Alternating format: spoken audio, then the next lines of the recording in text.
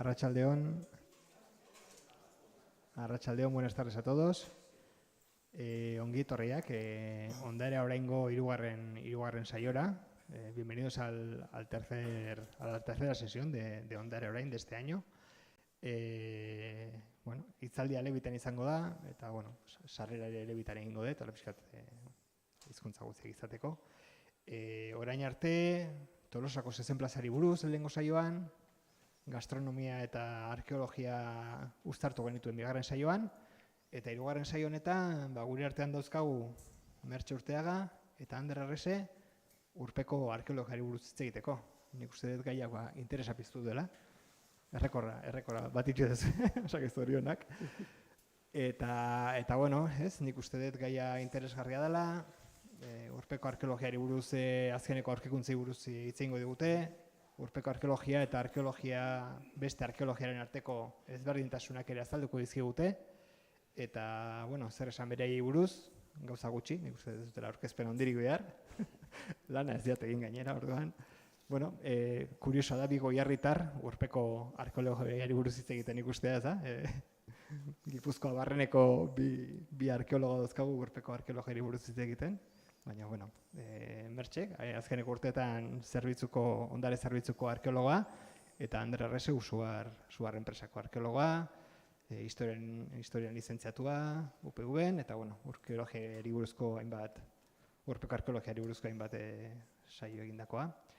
Bueno, comentaros que después de las sesiones sobre la Plaza de Toros de Tolosa y la charla sobre pregastro que unía arqueología y gastronomía, esta vez vamos a hablar sobre arqueología subacuática de la mano de Mertxe Urteaga y Ander Arrese.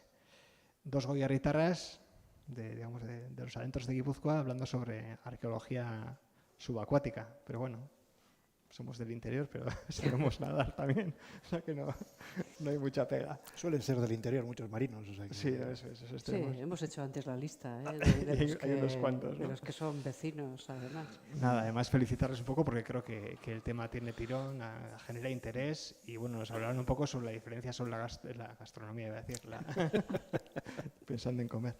Sobre la arqueología subacuática y la arqueología, digamos, no subacuática y bueno, un poco los últimos descubrimientos también. Nada, dejaros en manos de estos dos grandes expertos, agradecerles su pasión y es un placer poder, además, presentarles. Eta nada, eskerrik asko, bioi. Bueno.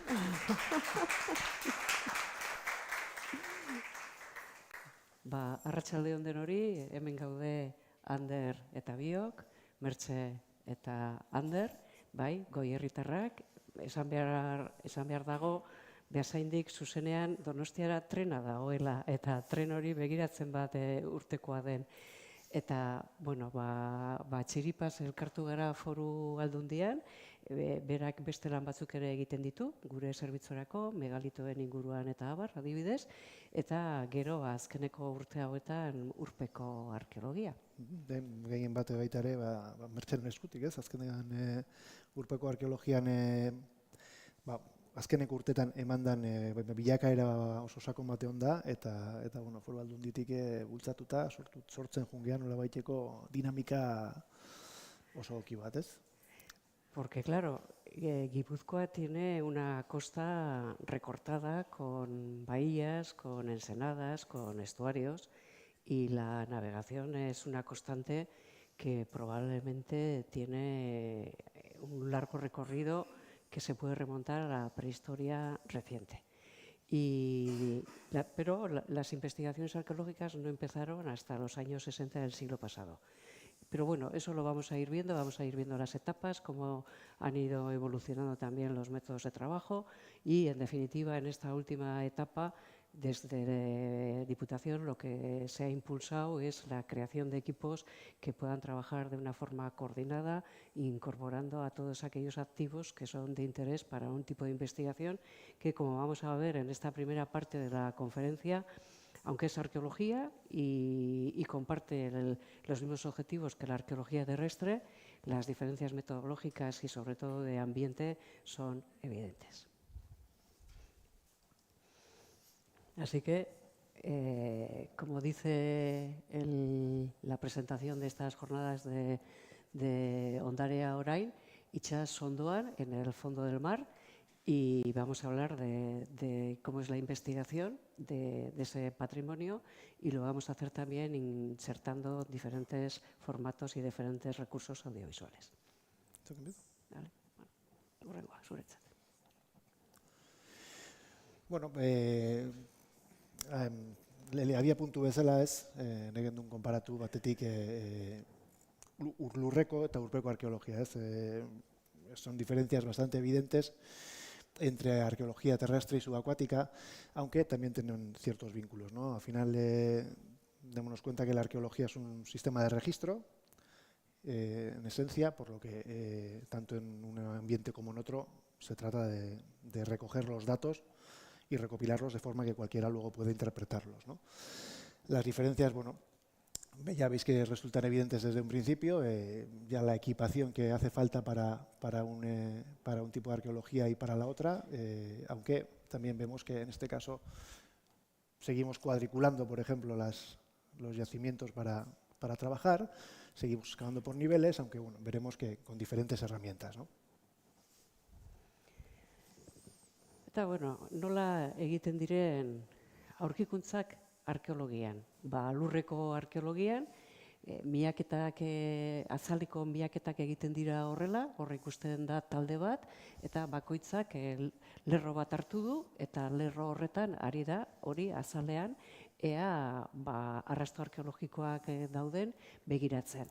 Eta hori ere urrazpian egiten da, gauza bera egiten da, miaketa sistematikoak, baina aitortu behar da arkeologian, baina arkeologia orokorrean, zati bat, erdia batzuetan, bueno, eman dezagun erdia dela, txiripaz egindakoa.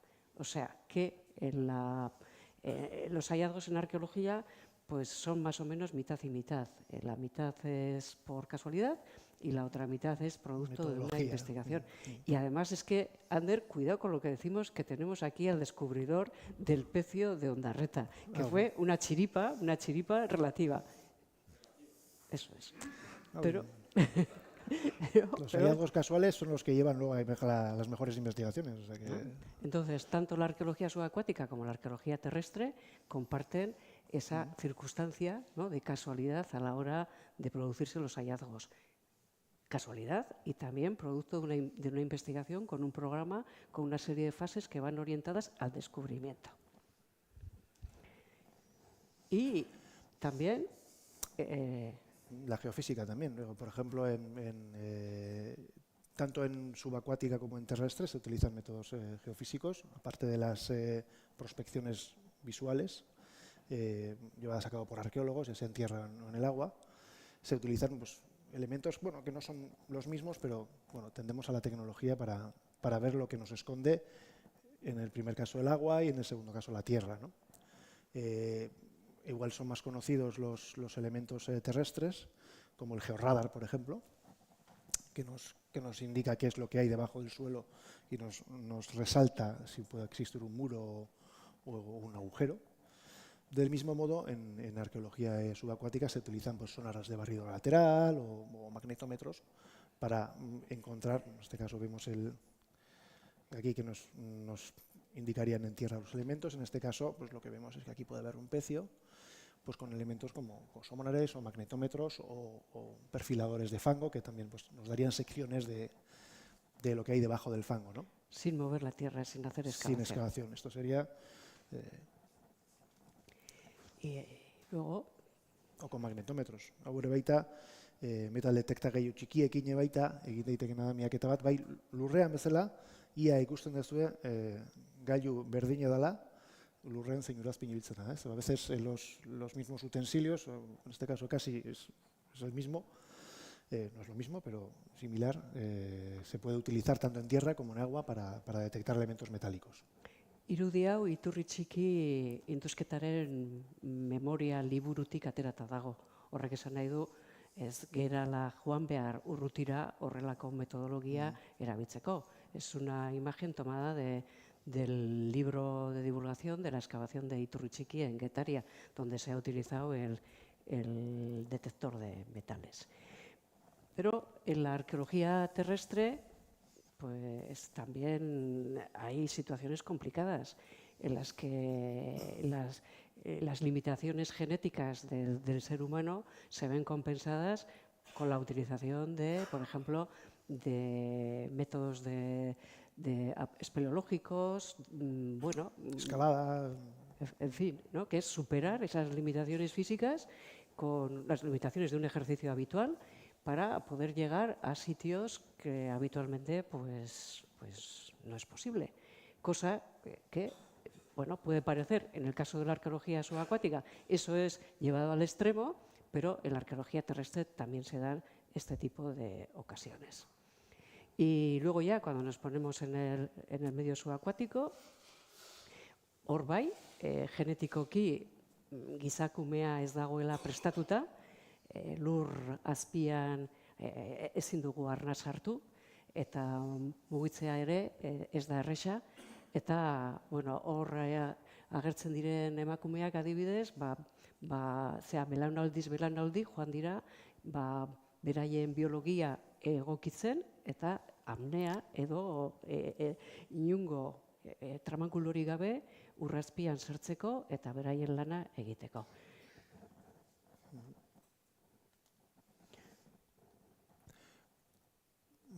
Bueno,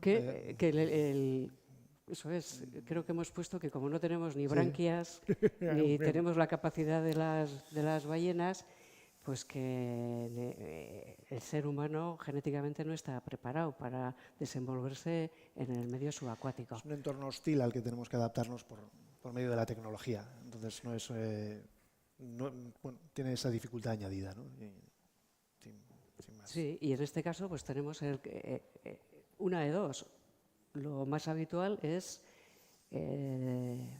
utilizar lo que vamos a ver a continuación, un equipamiento que nos permite hacer frente a esas dificultades. Pero hay quien lo hace al natural, sin necesidad.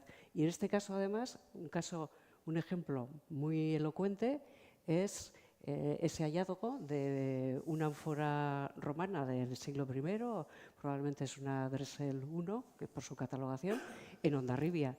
Y está descubierta en un ejercicio de buceo autónomo, de buceo en apnea. Y él es y vamos a ver si tenemos oportunidad de ver solamente unas imágenes.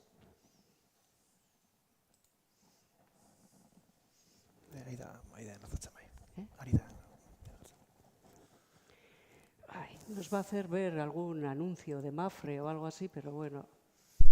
La prioridad es las personas. Tú tienes que estar en los momentos en los que la gente te necesita.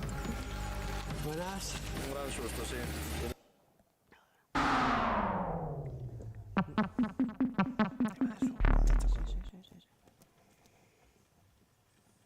Bueno, es un profesional de la pesca submarina y ahí, claro, ha bajado a pescar y lo que lleva es simplemente el arpón y ahí ya se empieza a ver, ¿no?, la boca de la ánfora y el resto de la pieza. Y esto es en apnea, no lleva nada. Incluso luego, cuando coloca el testigo para que los buzos ya equipados se sumerjan, también lo hace en apnea. A ver si se ven esas imágenes. El pulpo que se mete dentro de la boca. Un pulpito.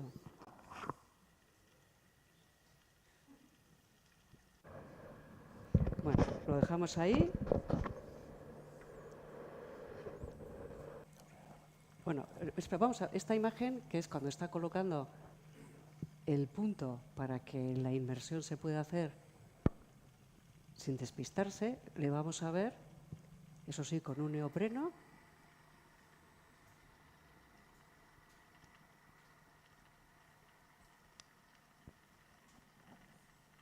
Ahí está tardando.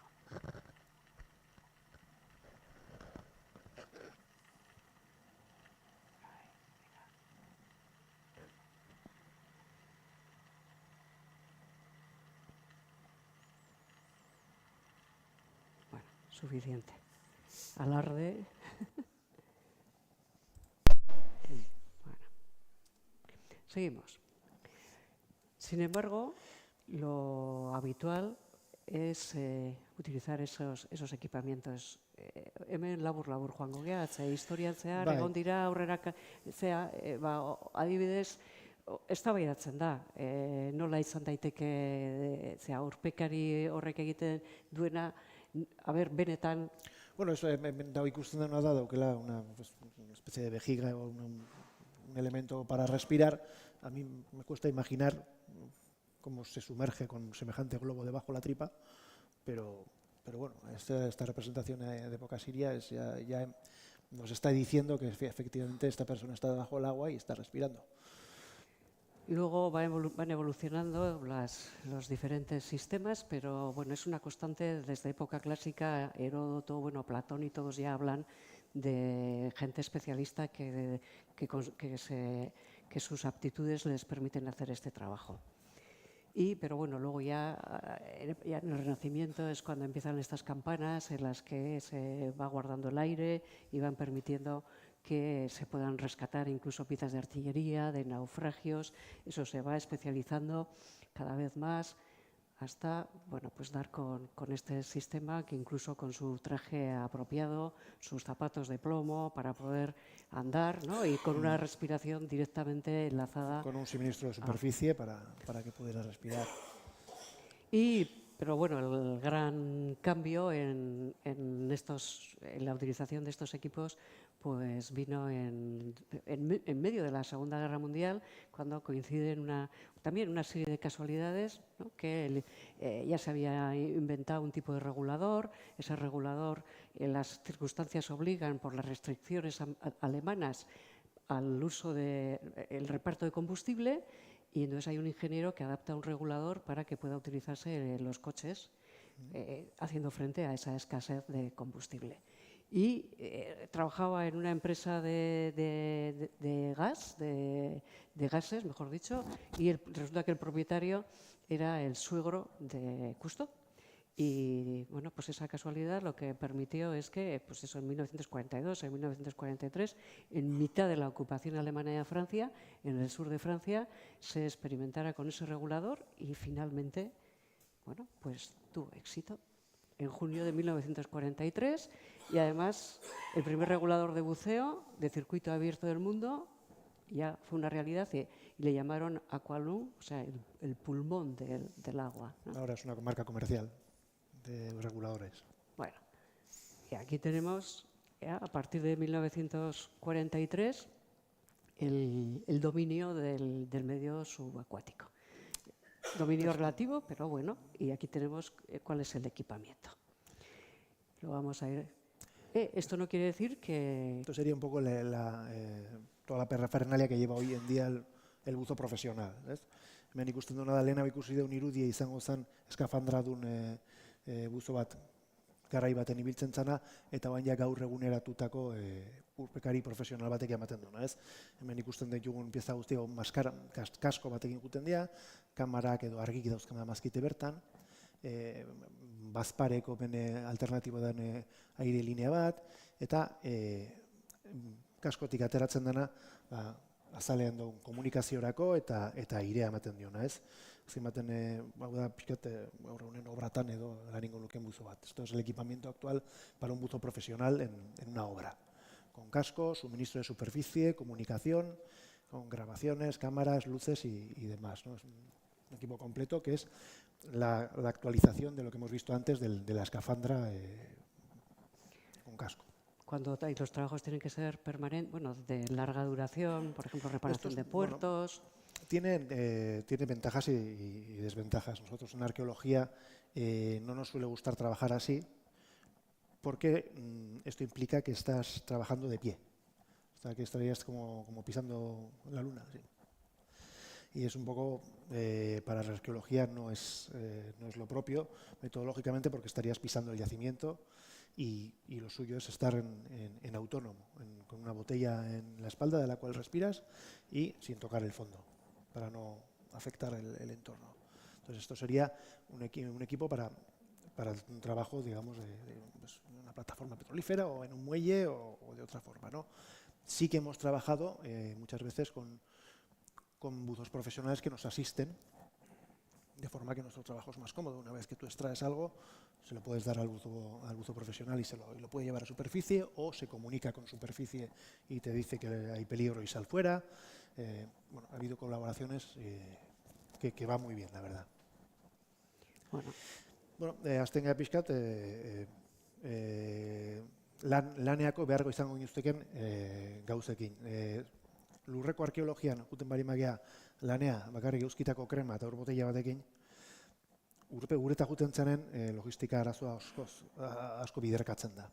Hau da, ja juteko behar dezur da, ekipazio kompleto bat, arna sartzeko, hotzarentzako, ondoratu inbartzea, zestela flotatu ingo nuke, hau da, gauza asko behar die, ja urpea juten hasteko, ez? Hasteko, arna sartu behar dugu, urazpin. Entonces, de nada, la diferencia entre arqueología terrestre y subacuática es que debajo del agua también queremos respirar y para eso tenemos que llevar una equipación, ¿no? Hay una diferencia de equipación notable si queremos excavar en Murumendi o en Basagain o debajo del agua, ¿no? Entonces aquí empezamos a ver un poco todo lo que vamos a tener que llevarnos si queremos trabajar debajo del agua, partiendo del hecho de que para excavar en Basagain o en Murumendi con una botella de agua y crema solar nos vale. Si ya nos ponemos a respirar, esto sería un chaleco que nos ayudaría a controlar la flotabilidad. Estos chalecos son básicamente flotadores que van conectados a la botella y tú pues, puedes regular el aire que entra en el chaleco, en tu espalda o en tus costados, para flotar más o menos. Y esta flotabilidad la compensas también, por el otro lado, con plomos, para que tú puedas decidir o elegir a qué nivel vas a estar en el agua. Si vas a ir al fondo, vas a flotar más arriba. Es para el control de la flotabilidad, ¿no?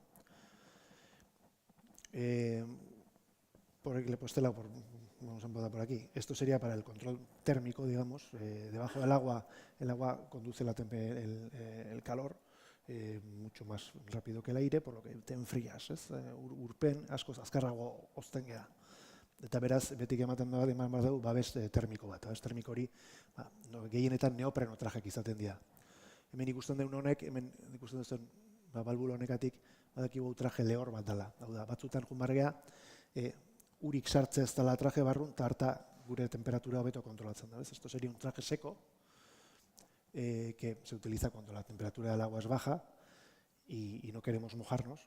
Entonces, son trajes que bueno, son más caros que los húmedos, pero que bueno, para control del térmico son mucho mejores, aunque a mí me parece que son más incómodos, pero bueno, hay a quien le gusta mucho. Por otro lado, obviamente necesitamos una máscara porque si no, no podríamos abrir los ojos durante mucho tiempo, y las aletas también nos ayudan a controlar la flotabilidad.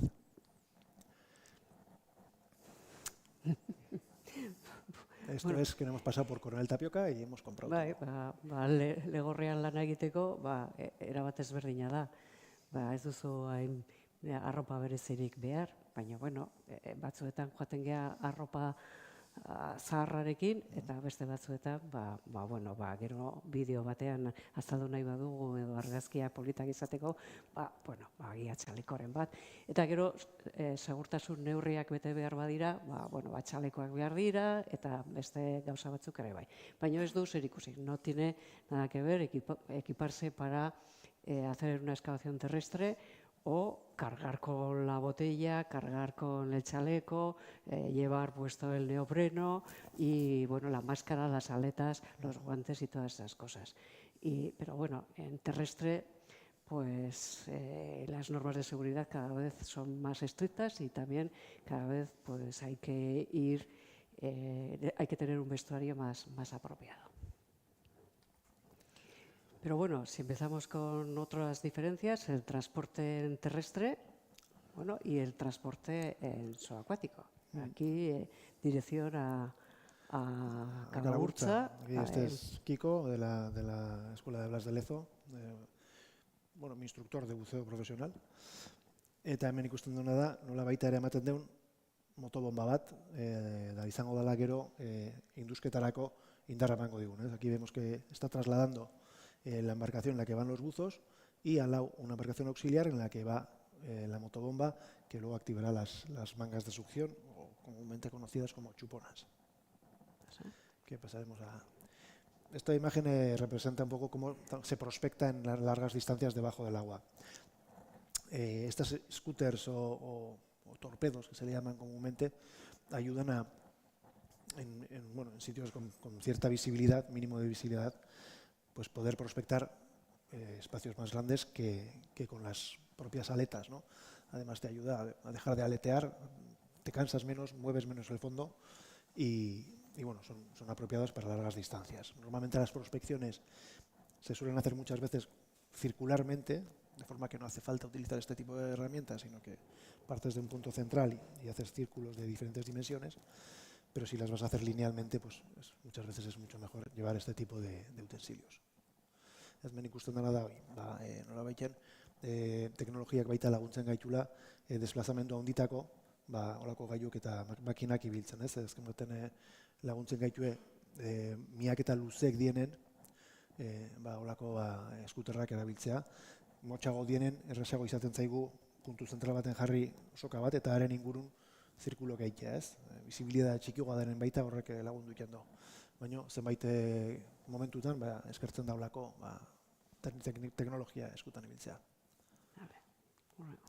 Eta gero lurrean erabiltzen diren tresnak, hemen bilduma osoa, karretilloa, atxurra handiago, atxurra txikiago, gero neurtzeko aparagailu guztiak, topografia egiteko, laserra, baina bestalde erabiltzen dira hor ikusten duzue, kuboak, eta hori ferreteria batera joan, gaur egun hor ikusten duzu Estrati izeneko enpresa batek eskuratzen posible duzula hor dena erostea. La boutique de la arqueología. El material para una excavación terrestre pues lo puedes obtener en una ferretería industrial, bien con una buena oferta, pero incluso ya hay empresas especializadas que tienen un catálogo pues, de las cosas que más nos gustan, que concretamente son esas paletillas tan especiales que las han estandarizado y las han incorporado los arqueólogos británicos y verdaderamente no tienen nada que ver con las otras. Y en la siguiente diapositiva, creo que es... Luego volvemos a esta. Vamos a ver la siguiente, esta porque es este convento de Santa Teresa en la planta sótano cuando se estaban haciendo las obras y vemos ahí una excavación terrestre en la que está todo lo que hemos visto con anterioridad, incluso una pequeña máquina excavadora pues que también está ayudando. Y bueno, luego la versión del utillaje, es este otro. Leheno hitz egin duran luzapen bat, ez hemen, azteko, babes termiko bezala seitzen dugu guante batzuk behar ditugula, trajekin batea jungo liekenak.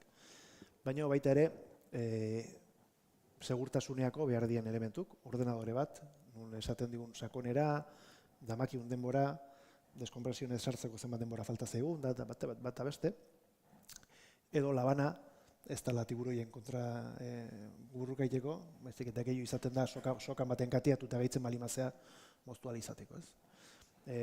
Aquí seguimos viendo elementos de protección térmica como los guantes, que serían un poco parte de lo del traje que hemos visto antes, y elementos también de seguridad, como sería el propio ordenador de buceo, que nos indica a qué profundidad estamos, cuánto tiempo llevamos, cuánto tiempo nos queda para no entrar en tener que hacer descompresión. Cuchillos, que como he dicho no es para luchar contra nadie, sino es para más bien si te enredas con un cabo, con una red para poder cortarlo. Y brújula, porque brújula y la linterna nos llevan un poco a pensar en situaciones de escasa visibilidad, donde vamos a tener que orientarnos por otros medios, ¿no? Muchas veces necesitamos luz porque no se ve en ciertos entornos, y con la brújula, si ya sabemos hacia dónde tenemos que salir, pues marcamos y tiramos ahí, ¿no? Entonces la brújula siempre es de mucha utilidad, aunque a veces tenemos que salir donde nos toca, y para eso siempre tenemos que marcar por dónde salimos, por lo que se ha de llevar una boya das sueltas y subes por la boya, ¿no? Como elemento de seguridad también. Hurrengoa. Aquí seguimos. Esto es un ejemplo de por qué necesitamos linterna y brújula. Este soy yo, el de aquí. Y esta es mi linterna. Y así es como hemos estado trabajando pues, esta semana. Que bueno, es una foto un poco artística. Y aquí bueno, es un ejemplo práctico de cómo, como hemos visto antes en el convento de Santa Teresa, los elementos de arqueología todos conjugados. Aquí vemos un yacimiento arqueológico, que es el de Calahurza, con una cuadrícula, con las chuponas. Esta es una manga de succión que está utilizando este buzo. Probablemente este buzo esté aquí.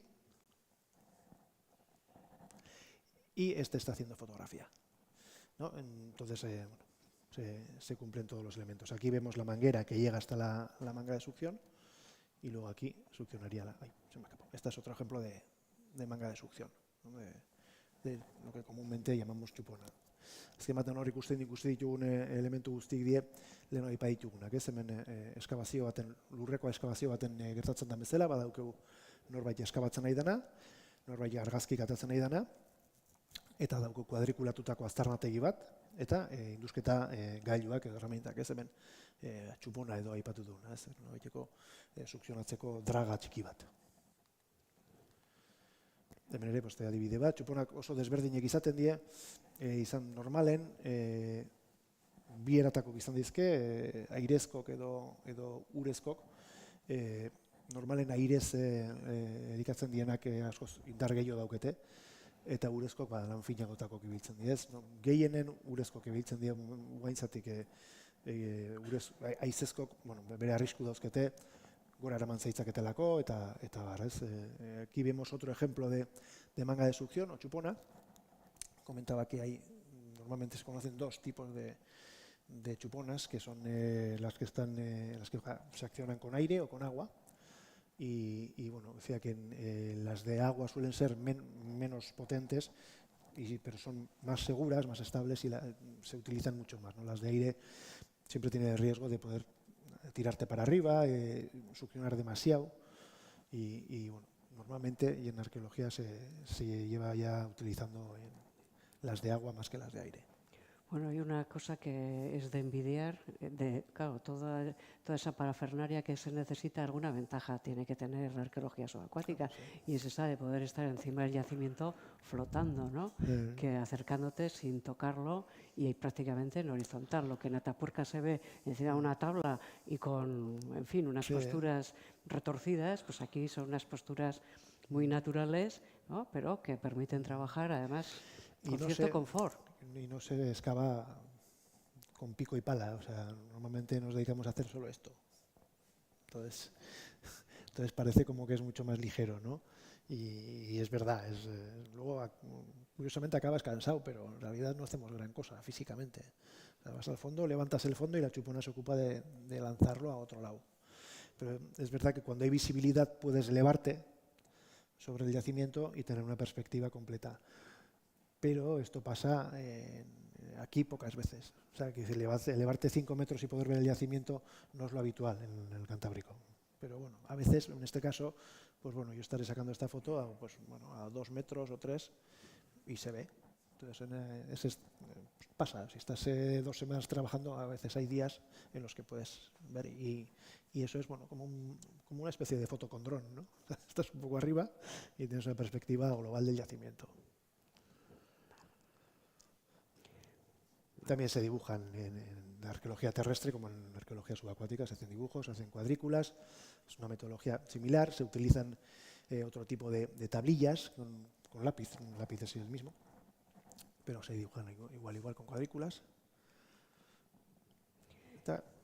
Bueno, orain ja hasiko gea Gipuzkoan egindako urpeko arkeologiak izan dituen etapa edo garai ezberdinak. Eta hasieran, hor ikusten duzu ez nola banatu dugu, nola sailkatu ditugu hasieratik gaur egun arte, eta lehendabiziko atala izan zen astapena horiek eman zen momentuan, Eta hurrengo diapositiban ikusiko dugu zein izan zen, Tomas Hernandorena. Tomás Hernandorena, bueno, lo que ahora ya entramos en lo que es la arqueología subacuática de Guipúzcoa, y lo primero que vamos a hacer es una clasificación por épocas que hemos dividido en 4 etapas, y es a partir de 1960, entre 1960 y 2025. El primer buceador que hizo trabajo de arqueología en la costa guipuzcoana fue Tomás Hernandorena, que se había formado en la base naval de Cartagena, que entonces se llamaba además el grupo en el que se había formado Hombres Rana, ¿no? Que es muy llamativo. Y él, Hondarribitarra, en vacaciones volvía y fue el primero que se sumergió en Níger y que encontró los primeros restos. Bueno, lo que pasa es que la trayectoria de Tomás Hernandorena la vamos a dejar ahí porque su etapa final pues ya es otra cosa. Y a partir de ahí luego ya el testigo lo cogió Jaime Rodríguez Salís y empezaron a recolectar unas colecciones que luego se estudiaron en los años 80, y es el primer yacimiento romano que aparece en Guipúzcoa, curiosamente subacuático, y lo que dio pie para que se encontrara la oiaso romana ya en tierra. Orduan, garai horretako jasotako bildumak, Tomás Hernandorenak eman zion hasiera bilduma horri, baina egia esateko inguruko urpekariek egin zutena izan zen Hernandorenari jarraitu eta jaso, eta bilduma horiek erabat sakabanatuta daude Hondarribiko etxe guztietan. Bueno, askotan guztietan ez. Que los buceadores, o sea, en Hondarribia hubo una tradición también de submarinismo, y esas colecciones están desperdigadas pues por muchas casas particulares. Y luego pues ya fue progresando hasta que la Sociedad de Ciencias Aranzadi o INSUB, el Instituto de Investigaciones Subacuáticas que tenía sede en San Sebastián, pues ya se empieza a trabajar, y ya ahí entraríamos en la segunda etapa, que fue aproximadamente entre 1984 en adelante, y luego la tercera etapa, que está protagonizada por las excavaciones de Iturrichiqui, en las que, bueno, ahí tenemos la lista de gente que trabajó en el equipo de Ana Benito, mientras que INSUB seguía por su parte prospectando la Bahía de la Concha y también en Pasaia, que fueron los lugares estrellas. Bueno, en el año 84 apareció esta colección, que son unos bronces de época romana, son unos apliques que se colocaban para adornar una caja. Se supone, ya se ve que cada una de estas figuras, que además se puede identificar muy bien, la superior es Helios, el dios del sol, que diríamos que su pareja sería la luna o Isis, mientras que luego, por otro lado, el otro par de bronces asociados son Marte, el de abajo a la izquierda, y arriba es Minerva, o Atenea en su versión griega, que se distingue muy bien porque lleva en el peto la esquematización de la gorgona. Estos bronces se supone que iban adornando un cofre, y en ese cofre, porque en el mismo depósito se recuperaron unas jarras rituales, o sea, debía de ser un cofre que llevaba los objetos para sacrificios rituales dentro de lo que era la religión romana. Y el lugar en el que se han ido acumulando estos hallazgos es en ese punto, al pie del punto amarillo es el castillo de San Telmo, y detrás es la cala de Asturiaga. Y ese es el fondeadero donde se han ido acumulando todos esos restos. Y bueno, pues un apunte, también se dice que hay un pecio, pero si hay tiempo luego podremos hablar de eso. Y luego ya, como he dicho, hurrengo atal kronologikoa edo dago lotuta Iturritxikin egindako lanarekin, eta hor Ana Benito zuzendutako taldea, uste dut 92an hasi zela, eta lana iraundu zuen 2000. Urte arte. Entonces, bueno, en Getaria también unos buceadores localizan una serie de objetos que enseguida se contextualizan, se interpretan, y ese testigo lo coge Ana Benito, y una arqueóloga de Aranzadi, y desde el 92 hasta el año 2000, todos los años fue haciendo campañas de prospección subacuática en un lugar muy propicio para que se haya configurado un yacimiento arqueológico de interés. Eta orduan, urrengo irudietan ikusiko duguna da iturri txikiko aztarnategi horrek ze bilduma eman duen. Y sobre todo en el yacimiento de Iturri Txiki, lo que más reconocimiento ha tenido, lo que más, diríamos, eco arqueológico ha sido el hallazgo de una nave del siglo XVI, una nave esclavista. Y aquí vemos a Ana Benito en el barco clasificando las manillas de cobre que llevaban para intercambiar en África por mercancía humana.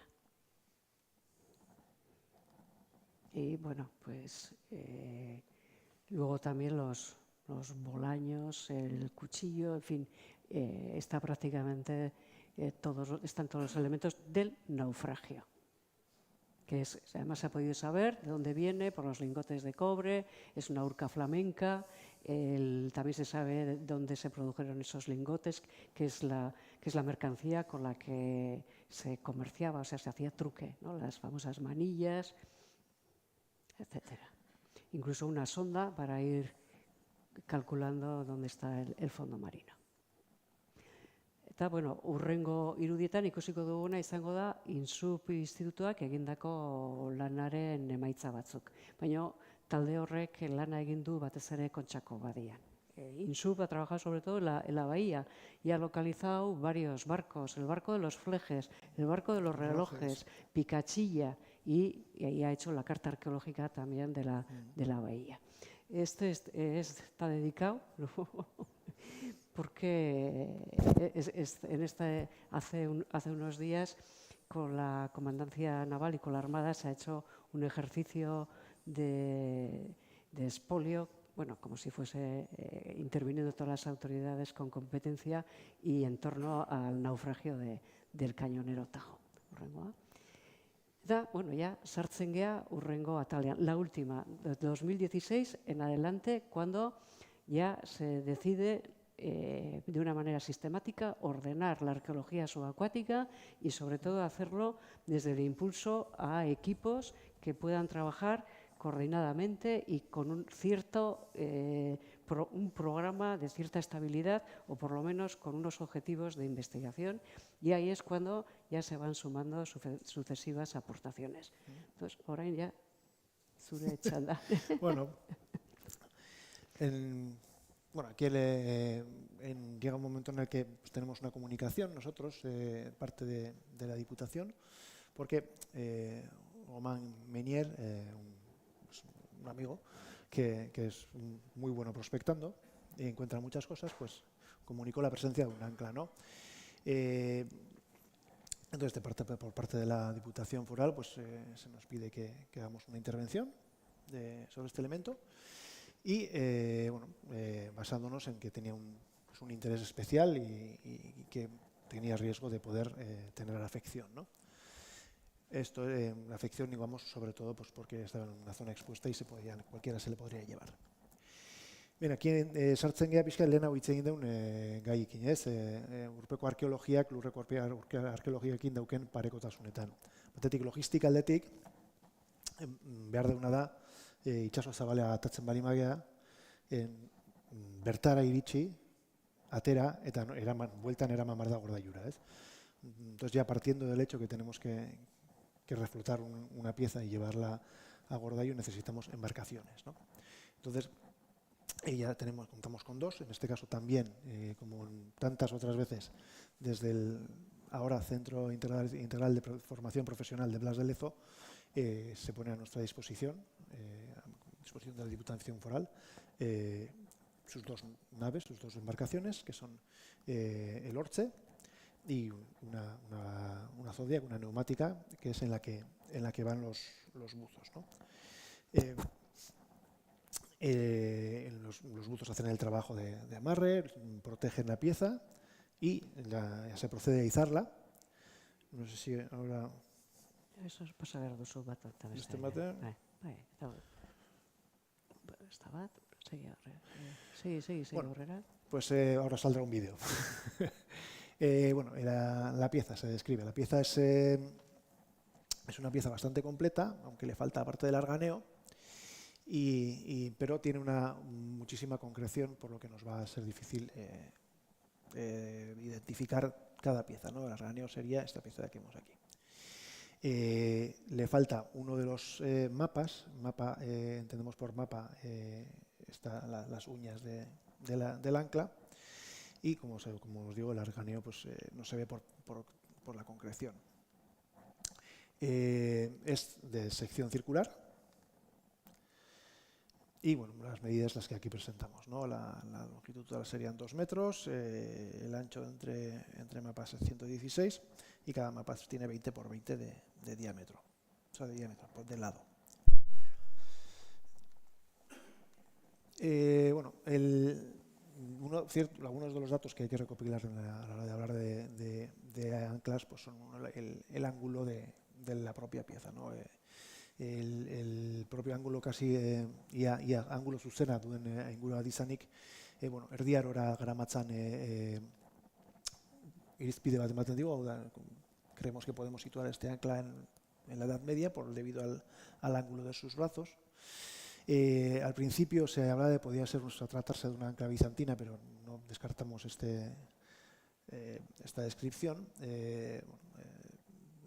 Tiene los brazos curvos, tiene la sección del propio ancla circular y aunque hay algunos casos de anclas de este tipo que pueden tener los brazos curvos, pues la mayoría superarían la cruz, en este caso no supera la cruz, ¿no? Aquí vemos algunos tipos de anclas bizantinas, pero en ningún caso se ajusta a esta descripción, por lo que descartamos esta. Bueno, punto, los mapas también aparecen a partir del siglo V, ya empiezan a aparecer y por tanto pues descartamos también ese origen romano, ¿no? De estas. Era un poco rara la posición, porque no parecía que se hubiera enganchado nada. Ez azken etzanda agertu zen, etzanda edo apoiatuta, baina azkazal hori edo mapak etze den inun sartuta, beraz, bueno, hori baita kontekstu hori askotan fijatzen geha, zatik eman dizaki informazio bat, ez, batzutan gertatzen da katiatuta gehatzen diela, eta badakizu nondik tiratzen duten, edo buskatu iken dela, ez. Nos faltaría un poco esa información, ¿no? Aparece sin estar enganchada o obstruida en ningún sitio, por lo que bueno, es un poco raro. El vídeo. Este es el momento en el que recuperamos el ancla, ¿no? Este es un vídeo que hacen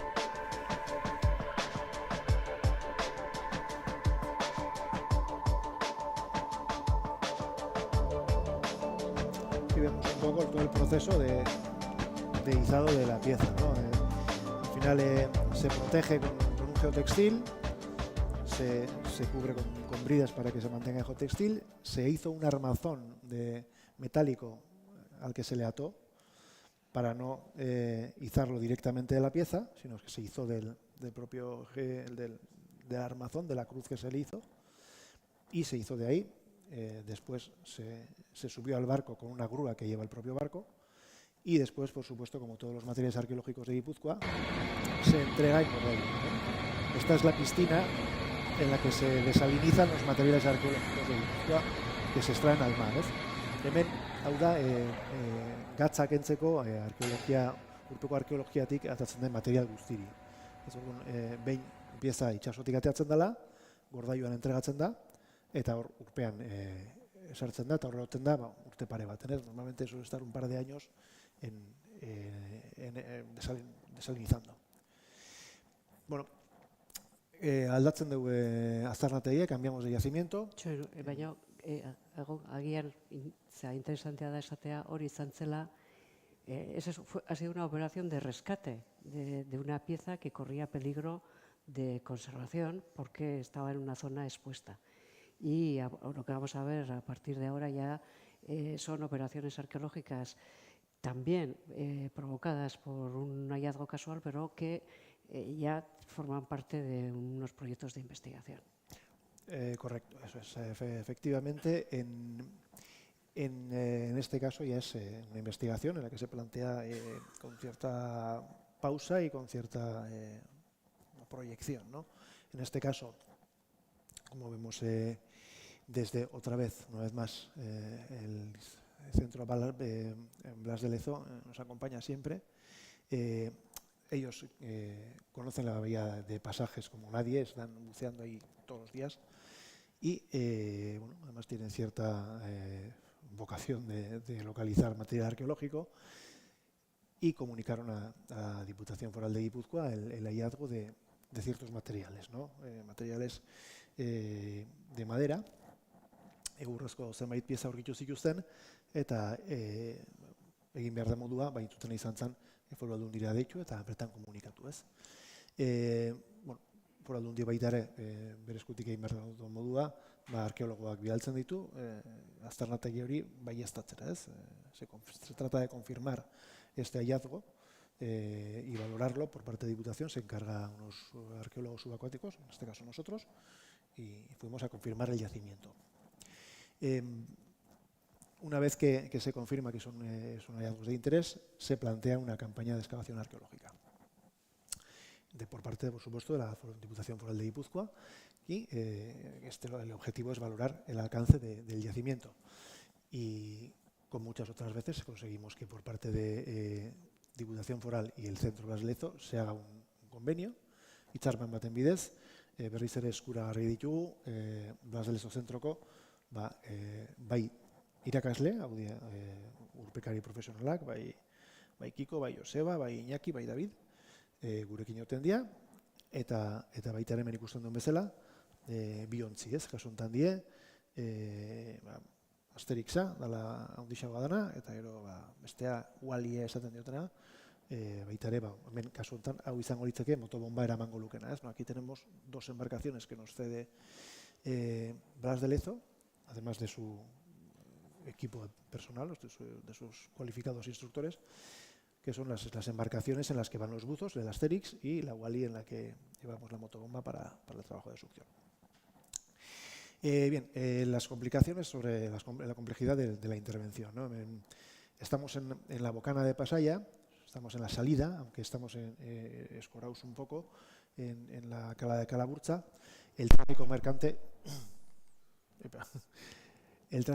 es un problema notable, ¿no? En este caso, mantenemos siempre la comunicación con el puerto de Pasajes y siempre estamos pendientes de que un mercante no nos succione, ¿no? La metodología utilizada al principio sería la de hacer una imagen global del área, ¿no? Estamos hablando de una zona en la que sale un elemento de dimensiones moderadas, por lo que nos tenemos que hacer una imagen global de la zona para ver de qué alcance tiene el yacimiento, ez? Orduan, iken dena da, miaketa bat, bertako aztarnategien miatu, urpekarien bidez, eta dokumentazio bat fotogrametria bidez, ez? Inguru guztie ukitzeko bistan. Normalmente la fotogrametría requiere de buena visibilidad, en este caso tuvimos algún día de buena visibilidad, se hizo un mapa fotogramétrico de toda la zona y se pudo delimitar dónde existía el yacimiento, ¿no? Esto sería la fotogrametría completa que se hizo. Aquí igual no se contempla muy bien. Esto que veis aquí es 1 metro, este es un jalón, esto es 1 metro, y aquí lo que nos encontramos son con dos cosas. Una acumulación muy curiosa aquí de material que luego veremos que es metálico, que configura una forma un poco llamativa, ¿no? Probablemente sería el negativo de un pecio, de un barco que se hundió ahí. Pero nuestro elemento estaría más por esta zona, ¿no?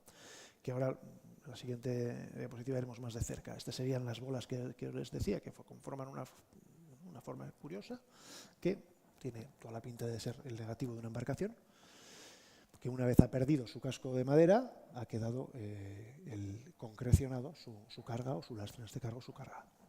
Por otro lado, hemen ikusten duguna da, gagozkigun aztarnategi, ez? Hemen egurrezko zenbait ohol ikusten dira, hemen berriz ere metro bateko referentzia, eta hemen olak beste zentzuan, ez?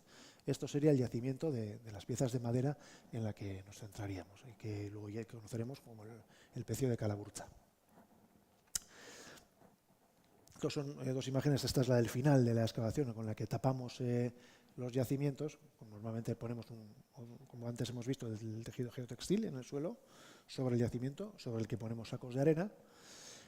Y aquí pues, el proceso de excavación. Hemen ikusten dauna da, batetik estalketa nola gelditzen den, estalita gero, aztarnategia, tamen induzketa prozesuan nun, ja ikusten egian, zeramika oso ondo konservatutako zeramika elementu batzuk, eta larrua ere agertzen da. ¿No? Hemen, ya veremos que tenemos diferentes niveles estratigráficos en los que la conservación es muy diferente. ¿No?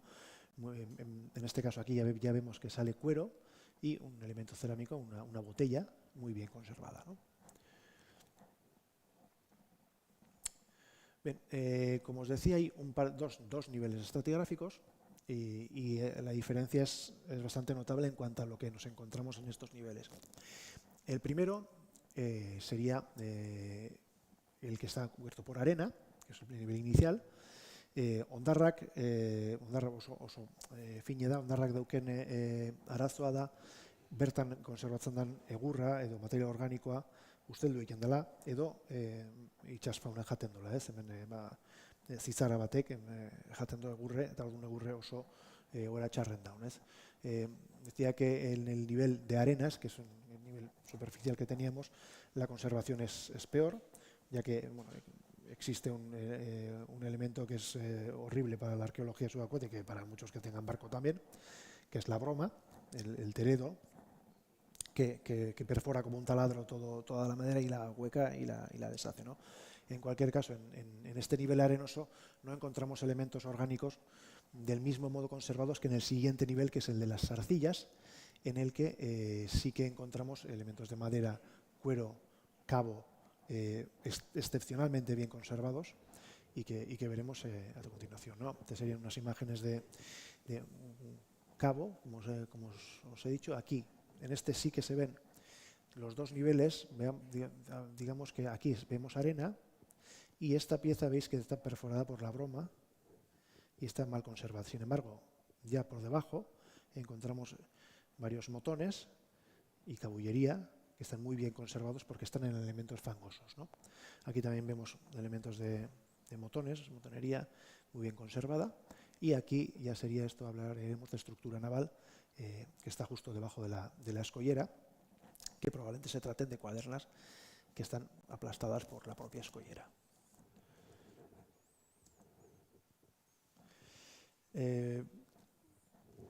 Bueno, pasaremos a ver materiales, pero bueno, adelantamos en la madera, en la motonería que encontramos, es excepcionalmente conservada, incluso estas ruedas giran, funcionan, digamos, llevan incluso cabo incrustado, elementos para atar estos propios cabos, que se ajustarían o bien a las bordas o bien a la propia caballería también, y también pues, cabillas para atar estos cabos que irían clavadas en la borda, ¿no? Elementos de madera también menos voluminosos, como cucharas de madera, o racamentos que estarían asociados al izado de las propias velas, ¿no? Y esto sería un ejemplo del cuero que encontramos. Ya veis que la forma de conservación es espectacular en algunos casos. En este lado, en el lado izquierdo, lo que vemos, lo que es probablemente la caña de una bota, que esto es una imagen, pero hay dos más, o sea que son varias piezas que configuran todo el entorno de la caña de la bota, y suelas encontramos pues como 6 o 7 elementos de suela. Bueno, aquí veis que está desmontado, o sea, esto sería todo junto, pero bueno, se separamos para documentarlo, pero veis que la conservación es espectacular.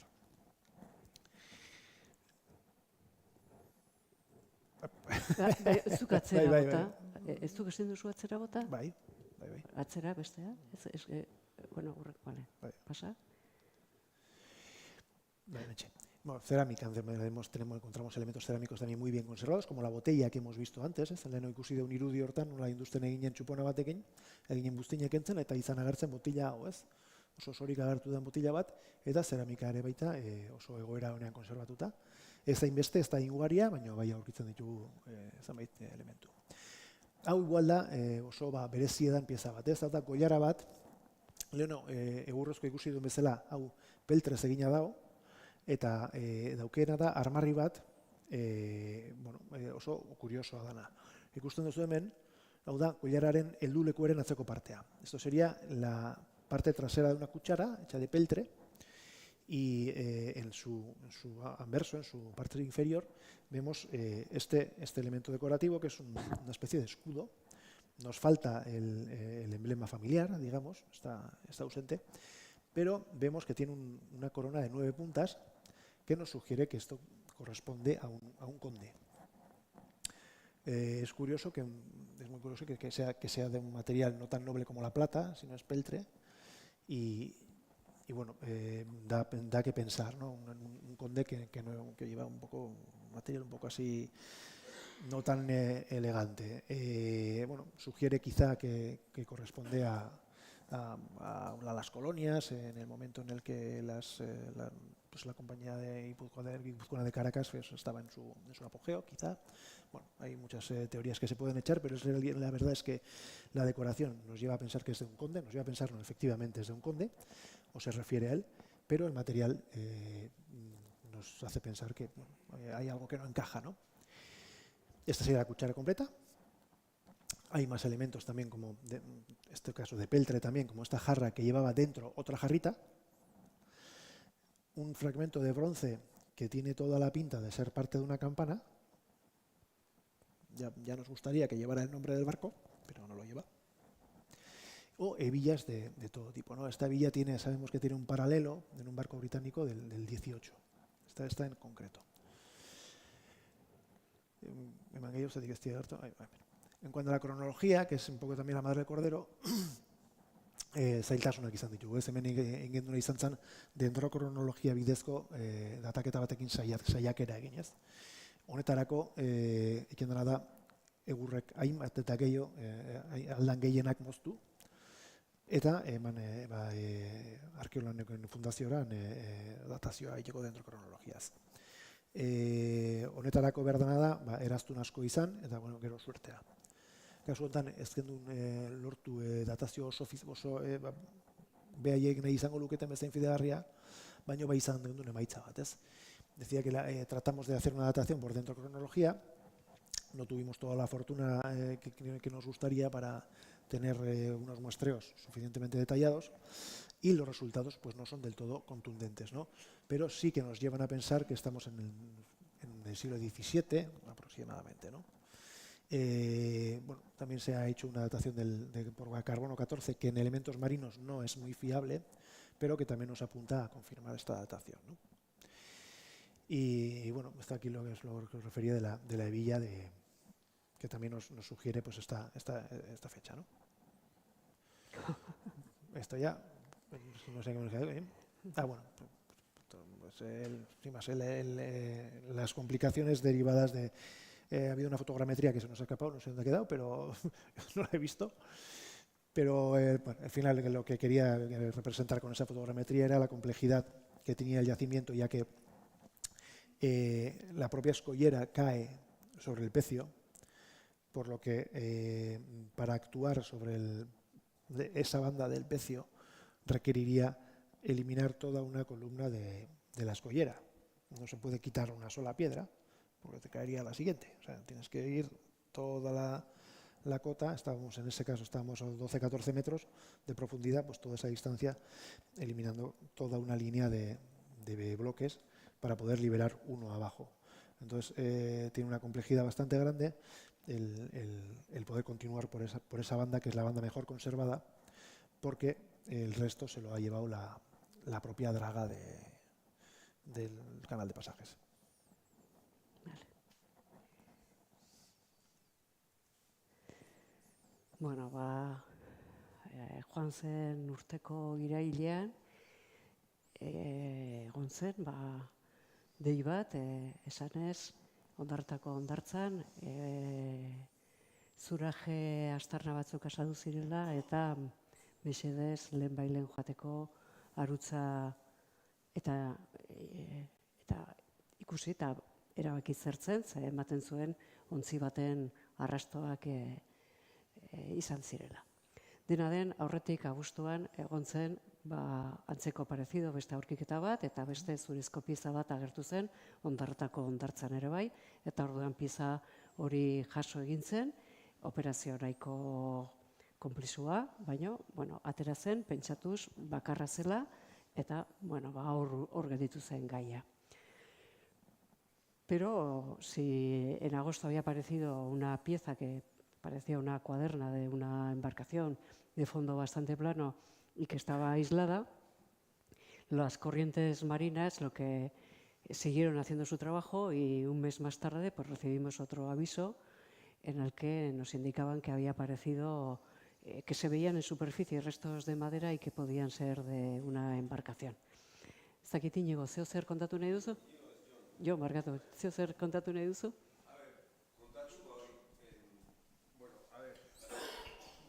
Entzuten da? Bai, oso ondo. Asuntoa da,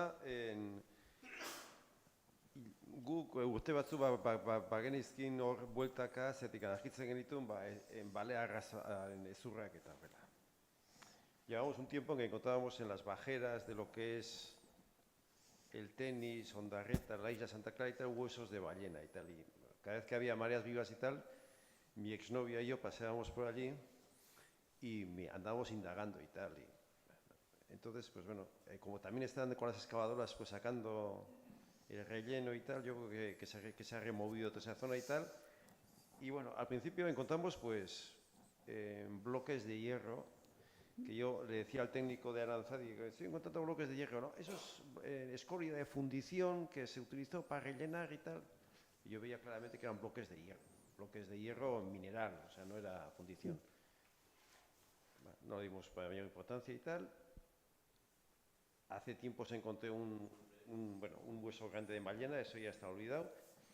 Y luego mi señora me empezó a decir, oye, que aquí también hay piedra de esto, de pedernal, que yo ya automáticamente ya me vino a la cabeza en Guernica, porque en Guernica también pedernales, la piedra también era piedra de lastre y tal, y sé que en Inglaterra y tal había aparecido el pedernal como lastre y tal. Y un día vamos, y de repente era primera hora de la mañana, y de repente, ahí va la hostia. Y veo una raya, pero una raya era perfecta, y decía, era... Ponte y mirar y tal. Y era 9 metros y era una raya perfecta. Como que alguien había venido a dibujarla, que asomaba como 2 centímetros o por encima de la arena, pero perfecto. Y dije, joder, esto tenía la forma de un barco. Y empezamos a tocar. Y ahí va la hostia. Esto es claramente, y esa es la parte más cercana al mar, porque la parte cercana a tierra, al estar unos milímetros con más arena, pues estaba tapada. Yo tengo un amigo, Juan Pablo Olaverría, que es arquitecto naval y que vive en Londres y que se dedica a esto, y le llamé por teléfono y le mandaba las fotos. Y me decía, John, satuzak eskua pixkaten eta zulatuzak eta... Y de repente empieza a chillar. Eso es tingladillo. Yo no sé lo que es tingladillo. Claro, es una estructura que es muy primitiva. Y a partir de ahí ya vino Merche y compañía y ya le amargué el verano ya a Merche. No, pero además es que nosotros nos conocíamos por temas profesionales, pero cuando, pues siempre teníamos además... oportunidad de charlar de cosas de arqueología. O sea, cada vez que nos encontrábamos, que pasaba yo por donde trabaja y por dónde, y resulta que había sido él el que había localizado este elemento y según apareció, claro, ya fuimos, pero teníamos al periodista del Diario Vasco allí mismo ya y al día siguiente la noticia estaba en prensa, lo que es un problema, porque lo que necesitas es tranquilidad para pensar cómo hay que trabajar y cómo hay que programar la intervención para conseguir completar una serie de objetivos. Lo primero es, bien, es una embarcación, pero además claro, que solamente es visible en marea baja viva, y por qué la corriente marina se ha llevado una gran parte del sedimento de la arena y lo ha trasladado a otro sitio. O sea, casualmente ha ocurrido todo eso, y aquí ya se ve cómo se ha ido descalzando el muro que soporta al tramo de carretera que lleva hacia el Peine del Viento, y esas son las condiciones. Entonces, ¿qué haces? Pues eso, tranquilidad, pues no había tranquilidad. Al día siguiente había que dar una rueda de prensa porque estaban ya todos los medios de comunicación pidiendo que se diera ya una información sobre qué se trataba aquello. Entonces, bueno, mareas vivas de septiembre, de finales de septiembre, y nos hicimos con el calendario, vimos qué días teníamos. Creo que teníamos 6 días para trabajar, y con ese horario, claro, esta es la primera intervención que se hace, porque está la prensa, y a la prensa hay que darle ya pues una información que necesitan para sacarla en los medios. Y claro, al ver el sedimento de arena, lo primero que decidimos fue meter una máquina excavadora pequeña, balizar la zona de trabajo, porque en la playa de Ondarreta y a finales de septiembre, pues eso iba a ser pues lo que fue un acontecimiento para todos los paseantes. Y aquí vemos el primer día de trabajo, donde se ve perfectamente la curvatura de las tracas del casco de la embarcación, y ya se ven además 2 tracas superpuestas, y efectivamente el sistema constructivo a tingladillo, que ya tiene una cronología también bastante clara. Y esta fue la primera operación para poder determinar qué hacer. Bi argazki hauetan, eta hau da hasierako egoera, ikusten da garbi nola tengladillo sistema den, nola eraiki den ontzi hori bide horretatik, eta hemen kuaderna edo beste loturaren bat, hemen kabilak ere bai, eta horrekin egin genuena izan zen. Con esa información, lo primero que hicimos fue situar el hallazgo, y ya vimos que también con la máquina excavadora haciendo una pequeña zanja de drenaje, pues eso podía contribuir a que trabajáramos en mejores condiciones. Aquí está el punto donde apareció en agosto la pieza esa aislada, y este es el punto en el que aparece esa línea oscura que pertenece a la embarcación. Tarduan, ikusita ze egunak eta ze marea bera mailak zeuden, egin genuena izan zen plangintza osoa prestatu.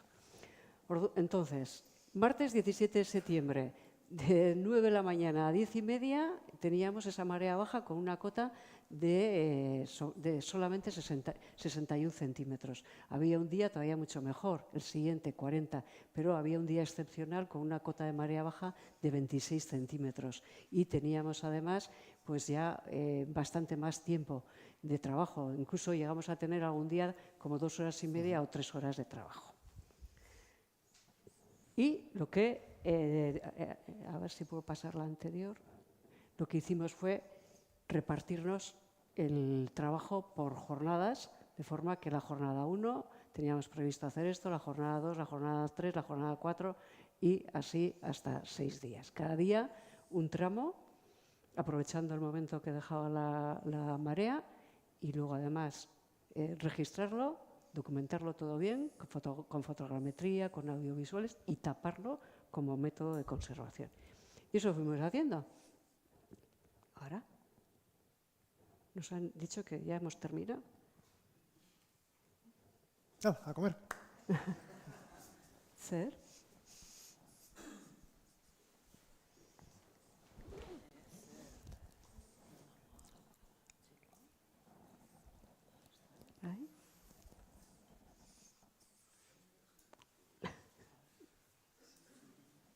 Pues al final, menos mal que estaba acabando.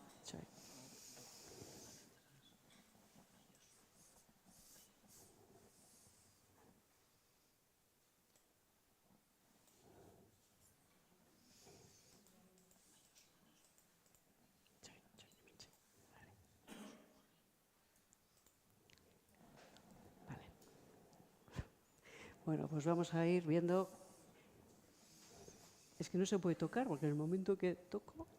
Bueno, entonces cada día se excavaba la arena y se dejaba una parte del pecio a la vista, se documentaba y una vez que se documentaba, ¿no?, con todo tipo de registros, se cubría con sacos de arena y así al día siguiente otra vez otro tramo porque subía la marea y ya no se podía seguir trabajando. Y de esa manera pues fueron saliendo detalles como por ejemplo la marca de un clavo de madera, un clavo de metálico de sección cuadrada y bueno, aquí otro y varengas, las piezas que conforman el casco, que le dan rigidez, ¿no? Y por ejemplo, estos elementos, estos detalles, hitze bakoitzaren buruan, horrelako babesa, eta mortero batekin eginda, eta benetan, hiltzearen buru hori ondo mantentzeko egina dago. Y cada uno de estos clavos metálicos estaba protegido con esta pelota de mortero, debajo está el clavo. Y aquí vemos la marca que ha dejado uno de esos clavos con el agujero del pasador. Y luego, pues elementos del lastre, efectivamente, los cantos rodados de pedernal. Y también entre el fondo, sobre el casco, pues fueron apareciendo pequeñas porciones de mineral de óxido de hierro que le daban además a todo el casco un tono rojizo. Y así pues fuimos completando en esos 6 días, cada día un tramo. Tuvimos días pues en los que la marea nos respetó más con esas cotas muy bajas, hasta el punto que nos permitió reconocer incluso también el casco interior de la embarcación. Y aquí se ve el lastre, el color rojizo dejado por el mineral. Ahora. Y aquí, ¿no?, empieza a salir también la pieza de apoyo del mástil para la vela con el enganche o tintero, con todo, aquí se ve con todo lujo de detalles. El pecio estaba sobre un costado, parte del casco se conservaba mejor que la otra parte y finalmente pues fuimos así cubriendo el tramo a tramo hasta llegar a la proa y a la popa, que eran en este caso muy similares y apuntadas. Y pues aquí en esta imagen vemos perfectamente las huellas de los clavos que van uniendo las tracas del casco.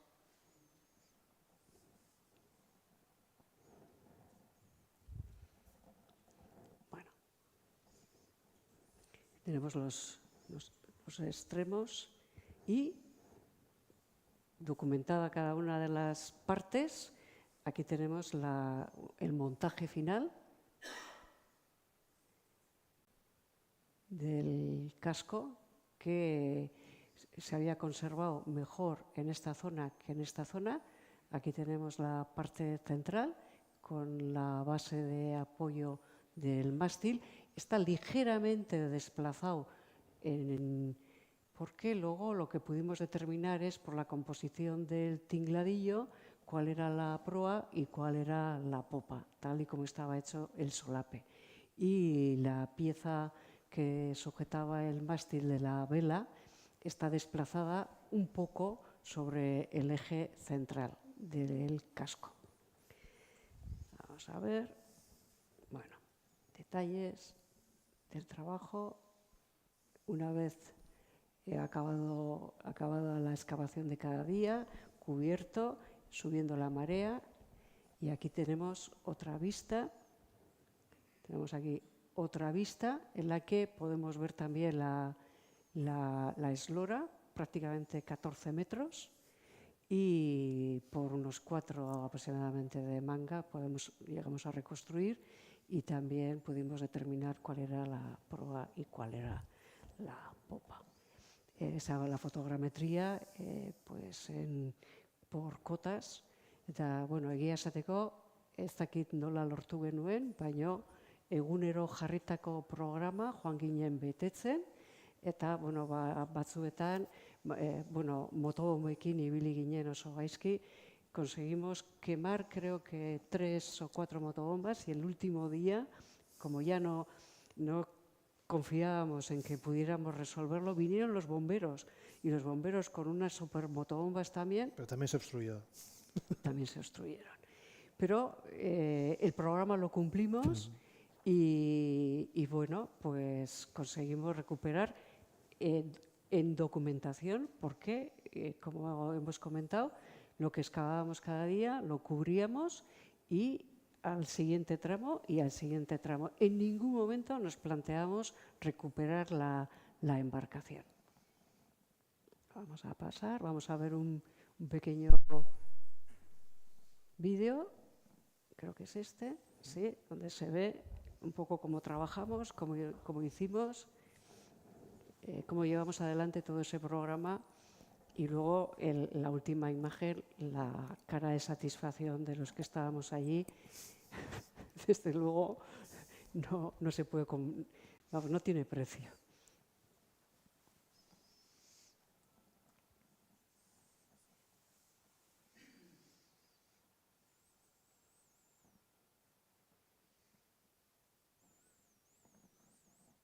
Este es un montaje porque todos los días había que esperar a que bajara la marea. Una vez que bajaba, cerrábamos y empezábamos a trabajar.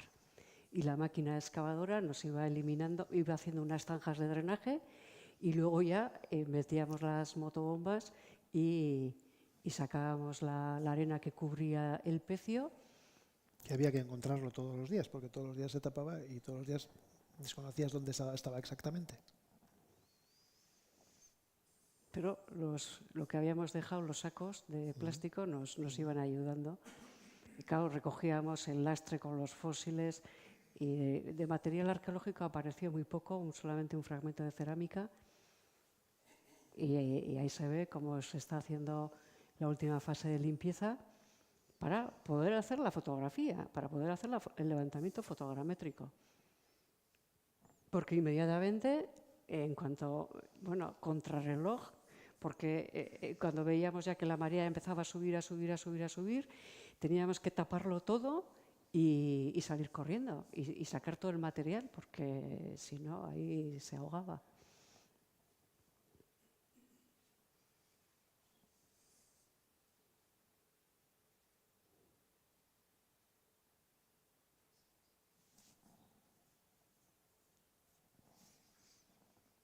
¿No? Tramos, otro tramo.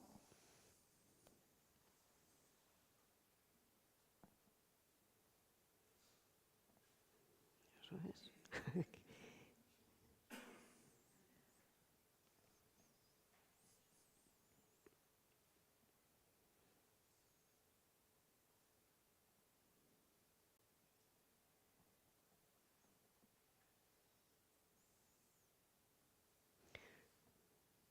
Y pues eso, lo que he dicho, que bueno, trabajo, pues misión cumplida, ¿no? El último día y bueno, y aquí ya unas imágenes con la reconstrucción.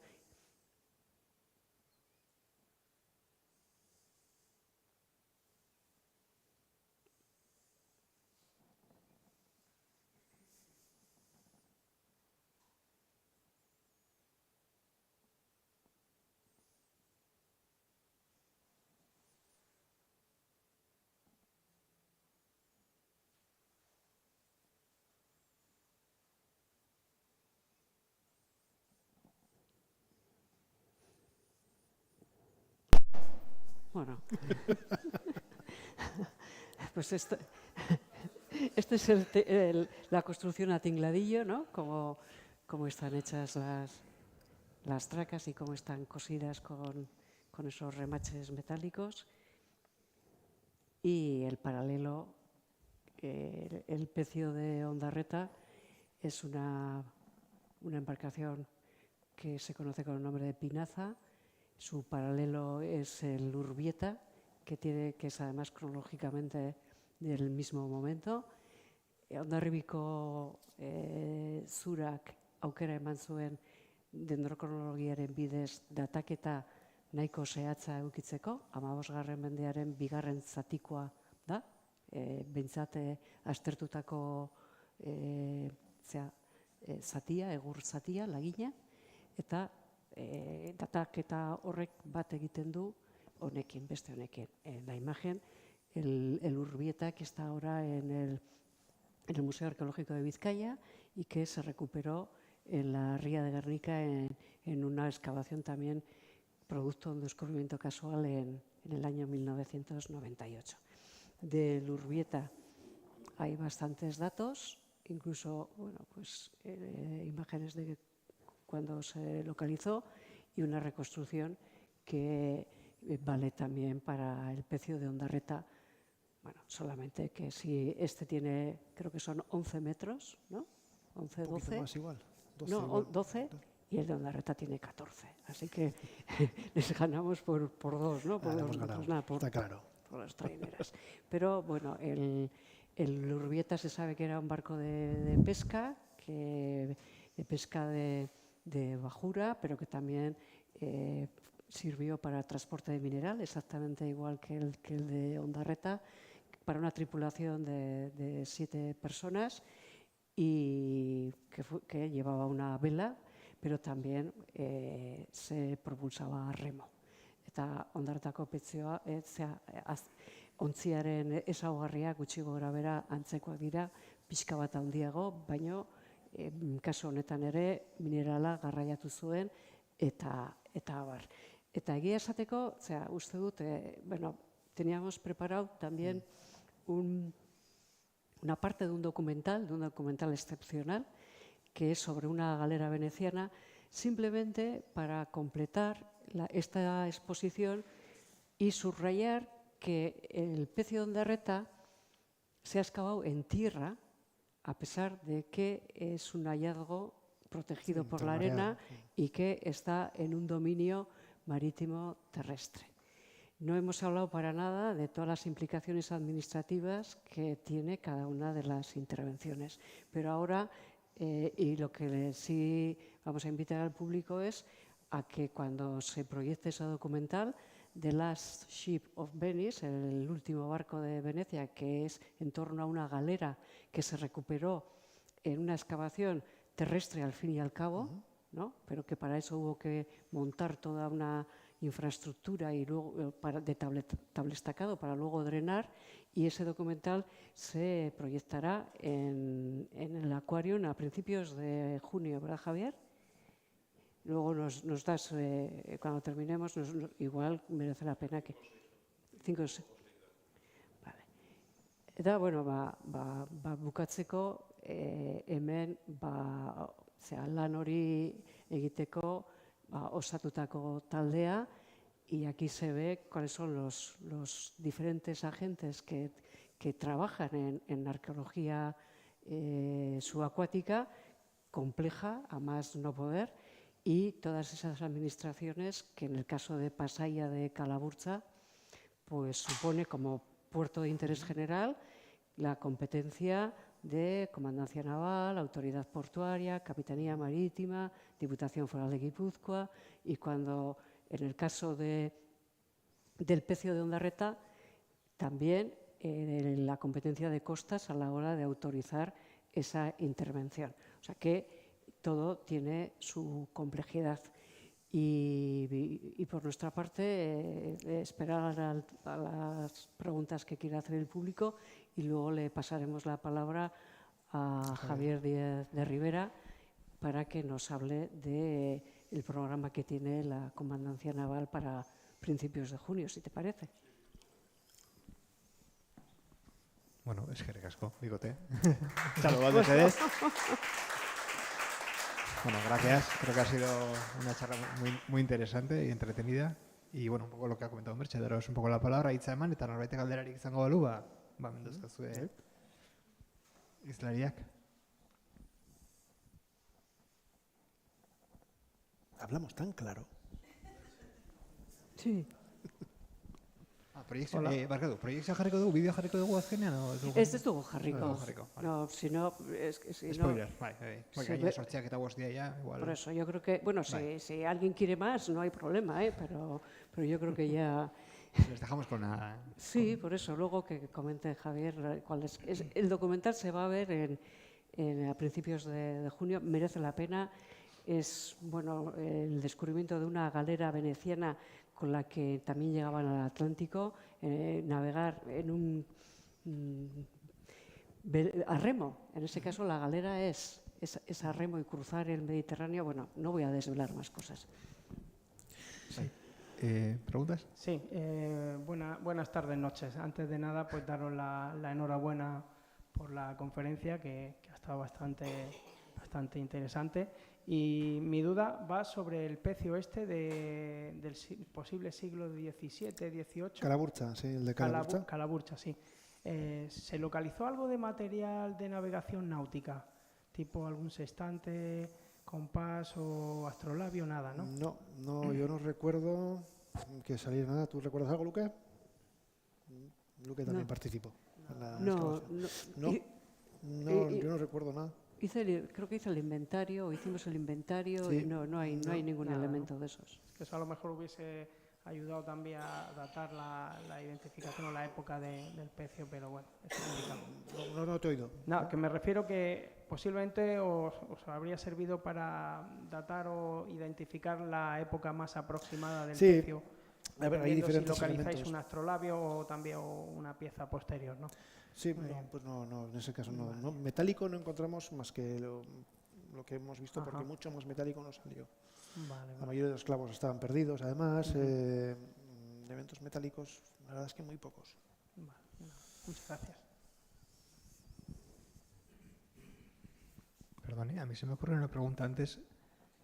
Ahí abajo, con la máscara en la boca, komunikatzeko zuen artean, lanak egon behar du oso ondo antolatuta, suposatzen dut, ez? Bai, jetxe aurretik lehenengo garbi utzi behar da norbeak ze helburu dauzken beran da honen. Zatik beran ja badago komunikatzeko ekipamentu bat, baina normalen gu juten gen bezala autonomon ez dauko komunikatzeik. Orduan, bai, tablilla batzuk dauzkeu eta idatzi dike, baina normalen eskatzen duna da antolakuntza bat. Planifikazio handia suposatzen. Aurretik, Beste ezberdintasun bat, ez? Nik uste Bai, hori da, bai. aurreko arkeologiarekiko, ez?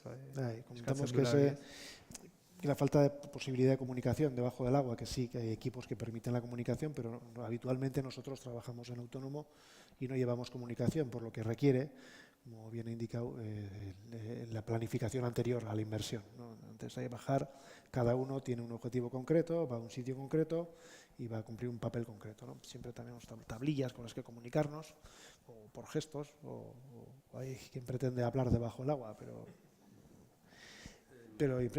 requiere una planificación que en tierra no es tan necesaria.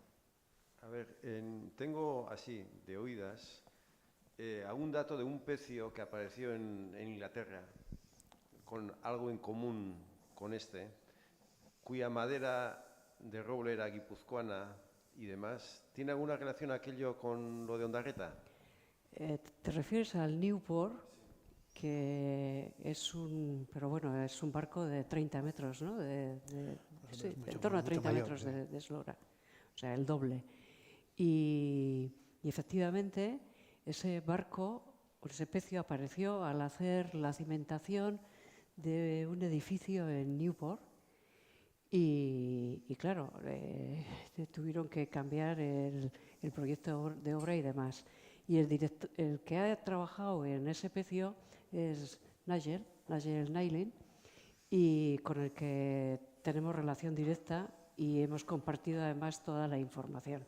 En este momento, el Newport tiene la peculiaridad de ser un barco medieval construido en Guipúzcoa, probablemente. Los arqueólogos británicos habían conseguido ponerle fecha porque se había reparado con madera de la zona y tenían curva de referencia para poderlo datar dendrocronológicamente.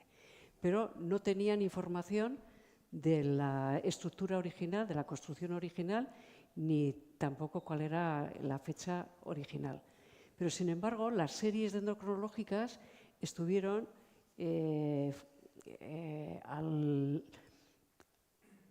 a disposición de la red de dendrocronólogos. La gente que hace dendrocronología es un número muy limitado en toda Europa. Yo creo que no llega a una docena. Y entre ellos tienen una red por la que cuando hacen la lectura, cuando miden los anillos y la secuencia, si no consiguen datarlo, lo ponen en la red. Y así, pues, ha habido, bueno, puedo citar muchos ejemplos, pero el caso es que esas medidas llegaron al laboratorio de dendrocronología de Arqueolán y también ya por delante Xavier Agote había encontrado algunos elementos indicativos de ser una construcción naval propia de la carpintería de ribera vasca. Y con todo eso llegó un momento en que la curva de referencia que tenía el laboratorio de Arqueolán encontró que podía datarlo, y si podía datarlo era porque la madera era de aquí, porque la curva de referencia está hecha con madera de aquí. Y Nigel se desplazó y se vino una semana a trabajar al laboratorio, confirmó todas esas series y efectivamente se pudo determinar incluso la fecha de construcción mucho más detallada y que la madera procedía del País Vasco. Luego coincidía también la construcción naval, se pudo confirmar que el Newport, ese barco emblemático para toda la arqueología británica, arqueología medieval, arqueología naval, pues de construcción probablemente de Guipúzcoa.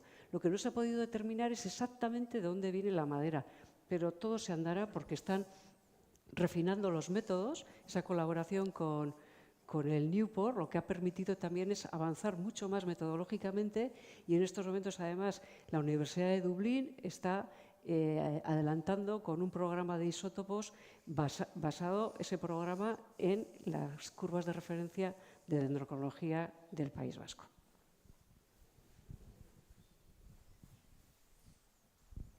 Hola, yo quería hacer una pregunta. Si os habéis encontrado pecios que por motivos económicos no habéis podido sacarlos, y después, ¿a qué distancia de la costa os habéis encontrado un pecio que merece la pena y que a lo mejor, porque vale muchísimo dinero, o sea, lo que he visto de logística que tenéis que montar es muchísimo dinero a nivel submarino, ¿no?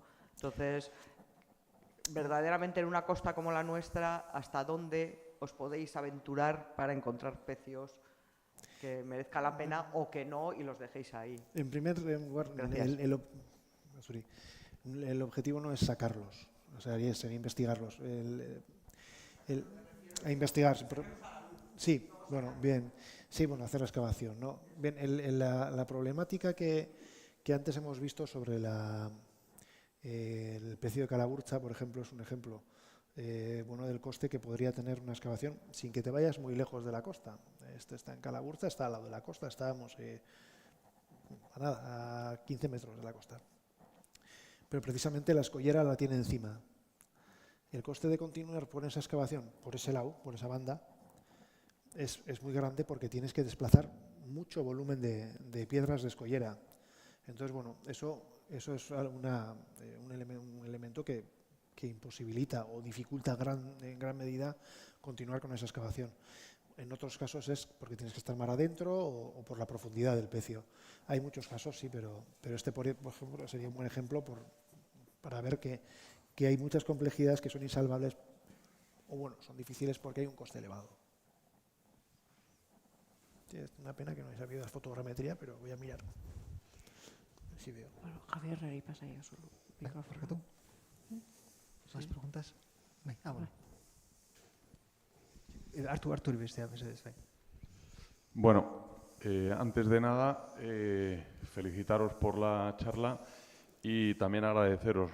Tenéis un meritazo porque trabajar además en arqueología subacuática es mucho más complejo que en tierra, que siempre se puede uno proteger más de las condiciones meteorológicas, pero en el mar pues hay corrientes, la temperatura, la marea, la visibilidad, el medio es hostil. Entonces, pues Ander y los que os dedicáis a esto, también enhorabuena, que tenéis muchísimo mérito. Y lo que ha comentado Merche, en junio tenemos previsto hacer unas jornadas de patrimonio arqueológico subacuático en colaboración con la Diputación. Entonces se van a programar 4 conferencias en horario de tarde en el Aquarium de 6:30 de la tarde hasta las 8, más o menos. Se van a tocar distintos temas, pues desde lo que es el patrimonio y lo que es un poco esta investigación que nos han estado contando en cuanto a pecios, pero también vamos a tocar construcción naval y vendrá una historiadora también a hablarnos un poco de la construcción naval desde el siglo XVI hasta el siglo XVIII, que es experta, es guipuzcoana, y es que aquí se han hecho los mejores buques que han navegado por el mundo. De ellos se nutrió la Real Armada, que además se cree que todos esos barcos fueron derrotados cuando la mal llamada Armada Invencible, ¿no?, que era la Real Armada, realmente no fue una pérdida por un combate, sino por las condiciones meteorológicas. Pero el 80% de buques que volvieron precisamente fueron los que se construyeron en esta tierra. Los del sur, que eran, claro, barcos un poquito más endebles, fueron los que sí que sucumbieron al temporal. Y bueno, pues es motivo también de orgullo y de reconocer ese gran trabajo histórico en la construcción naval en esta tierra, que, como digo, pues era la mejor en el mundo. Y de hecho ingleses y franceses venían a espiar, venían a ver, y sobre todo la madera, ¿no?, la madera, el roble, y ver esa forma y esa técnica de construcción. Había mucho espionaje en aquellas épocas. Y bueno, pues son 4 jornadas que animo a todo el mundo a venir. Merche va a participar, nosotros también participaremos, historiadora y construcción naval, y pondremos vídeos también para hacerlo un poquito más ameno. Vale. Y Ander, un momento, no estaba, porque quería mostrar la fotogrametría del pecio de Calaburcha, para que veáis cómo la problemática es aquí. Toda esta escollera cae sobre esta banda del barco. Esto sería, el barco termina aquí, esto está cortado por la draga, y aquí toda esta escollera cae sobre este lado. Entonces, para actuar aquí, deberíamos de desplazar toda esta escollera. ¿Ves en la fotogrametría cómo? Entrando desde la mar a la izquierda. Itxasotik sartzen nahi zela ezkerrata. Bidearen azpia, bidea eusteko. Kantina badau ba. Kantina erondoan.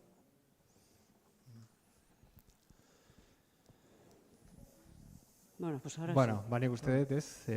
Eskerrik asko berriro ere, bikote. Eta, Mila esker. Txalo bat, mesedez. Vale, eskerrik asko. Eta bueno, besterik gabe, gonbidatzen zaituztet, datorren saioa, datorren astelenean, bertsolari buruzkoa, bertsolaritzari buruzkoa, bertsolaritza ondare materiala deklaratu zen 2024an, eta horren inguruko saioa izango dugu. Saio bereziaz, hizketaldiaz gainera, bertsolari 2 izango ditugu gure artean, bueno, bertsoen bitartez saioa alaitzeko eta borobiltzeko. Nada, invitaros a la siguiente sesión con la que acabaremos el Ondare de este año, que será en torno al bertsolarismo, 2 bertsolaris y 2 personas que nos hablarán un poco sobre la protección del bertsolarismo como patrimonio inmaterial. Y ya le dejo la palabra. Los días es 5 y 6 de junio y 9 y 10 de junio. Es jueves, viernes 5, 6 y lunes, martes 9 y 10 de junio en el Aquarium. Sí, es por supuesto abierto a todo el mundo hasta llenar aforo. Eskerrik asko. Mila esker.